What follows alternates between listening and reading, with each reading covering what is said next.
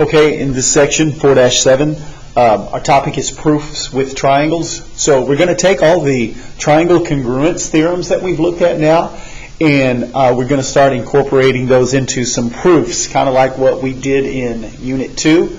Except in Unit 2, we did proofs with algebra and segments and angles, but now our proofs are going to be with triangles. All right? Now, let me go over some of the reasons that you can be using in triangle proofs. All right? Because remember, the way we set up a two-column proof is we have a series of statements and reasons. Every statement you write must be justified by a reason. So some of the common reasons that you'll be using in triangle proofs are, of course, given. All right? So that's for most proofs. All right?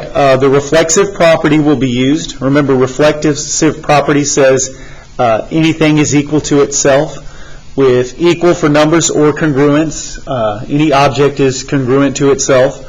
Another theorem that we'll be using is vertical angles are congruent. We'll be using any of the 5 triangle congruence statements that we've had: side, side, side, side, angle, angle, angle, angle, side, and hypotenuse, leg. In addition to that, another reason that we'll be using in these triangle proofs is CPCTC.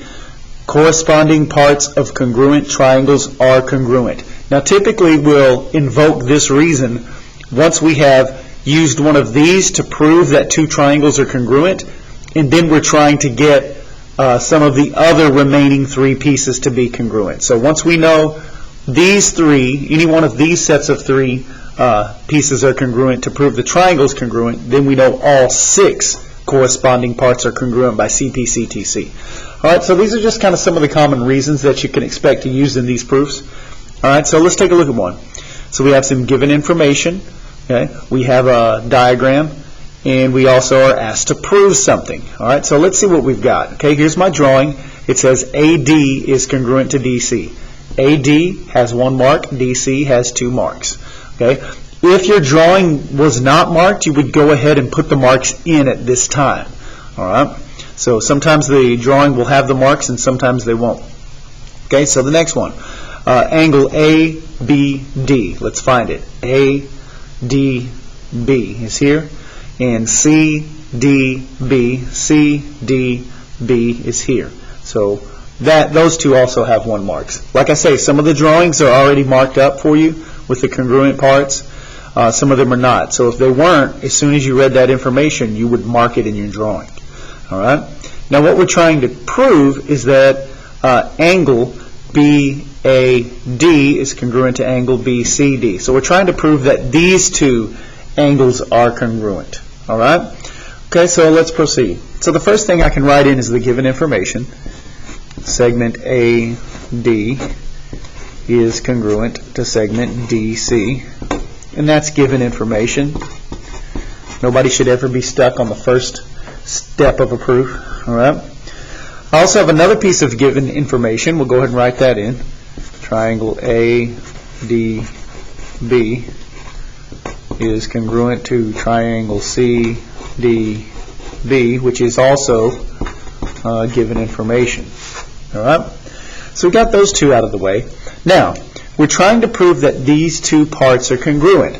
Well, if we can prove that the triangles themselves are congruent, right? If we can prove that the triangles themselves are congruent, then we can prove that the corresponding parts are congruent. Now, here's this part that's marked, okay?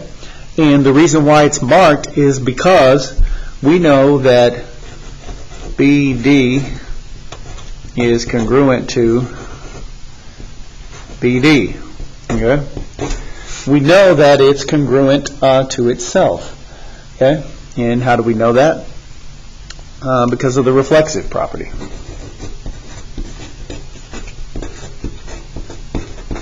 All right, because of the reflexive property. So the reflexive property says that any segment is congruent to itself, and any angle is congruent to itself.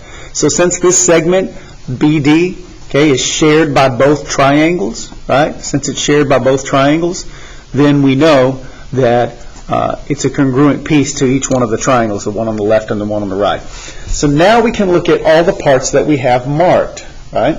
all the parts that we have marked and take a look at a pattern. Okay, so look at this pattern.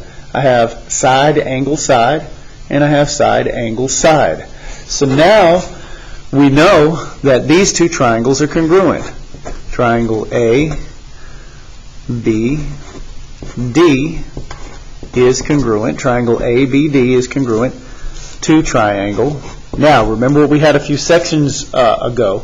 When you're writing a triangle congruence statement, then you got to make sure that you write the letters in order of the corresponding parts. All right, so we got to figure out what A matches with, right? A is across from the 2 marked angle, C is across from the 2 marked angle, so A matches with C. All right, let's see what B matches with. All right, so B in the first one is across from 1 mark, and then B in the second one is across from 1 mark. So B, angle B matches with angle B, and then of course angle D, 1 mark, angle D, 1 mark, so D matches with D. So remember, when you're writing a triangle congruence, you've got to make sure you write the orders in the matching parts. A across from 2, C across from 2. B across from 1, B across from 1. D has 1 mark, D has 1 mark. Okay, so you can't just write this in any order you want. It's got to match the corresponding parts. Now, how do we know these triangles are congruent? How can I know that I can write this as a true statement? Well, remember, what did we say our pattern was? Side, angle, side. And side, angle, side is a mathematical statement that says if you've got that pattern, then the triangles are congruent. So these two triangles are congruent by side, angle, side. All right, now, we have one more step in order to finish this out. We want to prove that angle BAD, right, is congruent to angle BCD. So I want to prove that this angle, angle A of the first triangle, is congruent to angle C of the second triangle. Well, go look at the letters. Doesn't angle A of the first one match angle C of the second one? Yes, they do. All right, so I can go ahead and write angle BAD is congruent to angle BCD. Okay, and remember, angle A is angle BAD. Remember, if there's only one angle coming out of that vertex, you can get away with naming it with one letter. So angle A of the one on the left is angle BAD, and it matches angle C or angle BCD, which is the same thing. So that's the first thing we got to recognize, that this is angle A and this is angle C, and they do match up. The first letter A here matches the first letter C, but why? Remember, once you know the triangles are congruent, then all 6 corresponding parts are congruent, not just the 3 you know about, right? Once you get the 3 to match one of these patterns, now you can say, all right, the 2 triangles are congruent, meaning all 6 corresponding parts are congruent. So remember what this stands for? CPCTC, corresponding parts of congruent triangles are congruent. Once you know the triangles are congruent, you know all 6 corresponding parts are congruent, and we can write CPCTC as our last reason. All right? So that's kind of what we're looking at. Let's see if we can get through one more of these. All right, so in the next one, let's take a look and see what we have here. All right, so we've got DL bisects BN. DL bisects, that means to cut in half, so that's why these marks are here.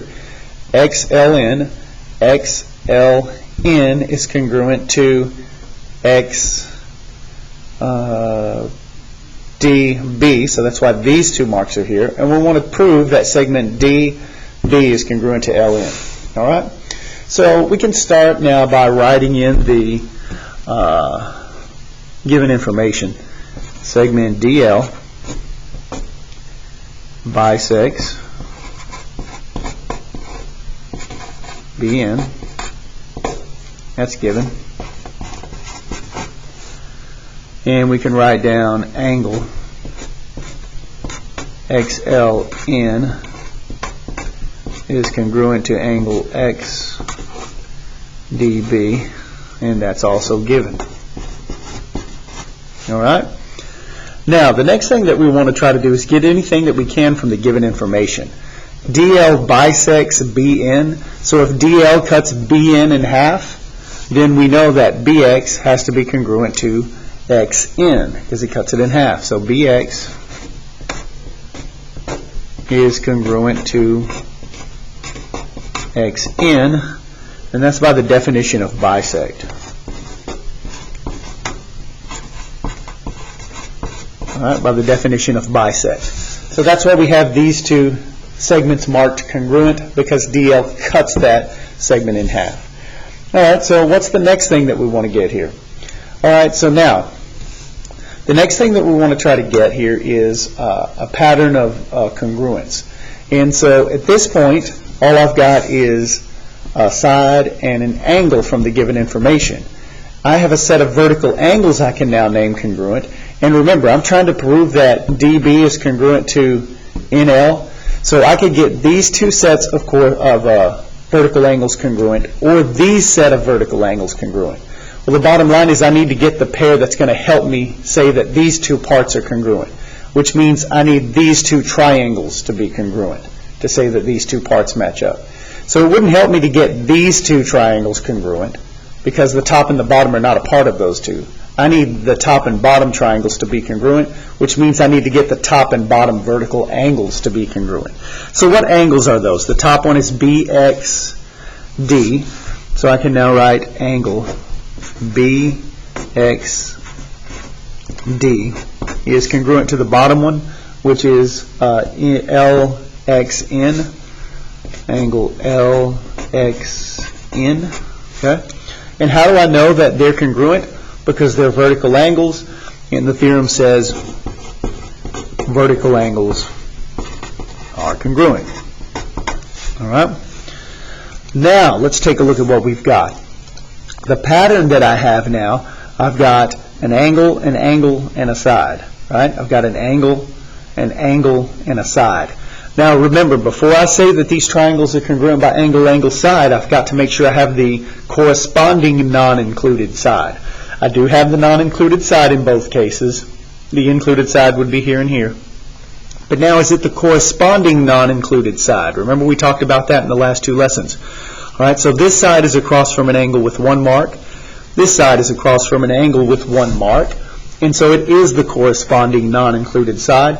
So now I know the triangles are congruent. So now I can write triangle BXD is congruent. And by the way, BXD is the top triangle. Now it's congruent to the bottom triangle, but remember, I can't just write these letters in any order. It's got to match. So whatever I write first has to match angle B up top here. So which one down here matches angle B? Well, I've got 1 mark, 2 marks, and no marks for my angle. So the no mark angle here matches the no mark angle there, which is N. So letter N has to come first. Then X matches X, 2 marks and 2 marks. And then, of course, D would match with L. They both have 1 mark. Okay? So I know those two triangles are congruent. And what was my pattern? Angle, side. Angle, side was my pattern. Now, remember, once the two triangles are congruent, I can get any of the corresponding parts. The corresponding part I want is DB, which is across the top, and LN across the bottom. All right, so DB is the third and the first. LN is the third and the first, so it matches up. So now I can write DB is congruent to LN.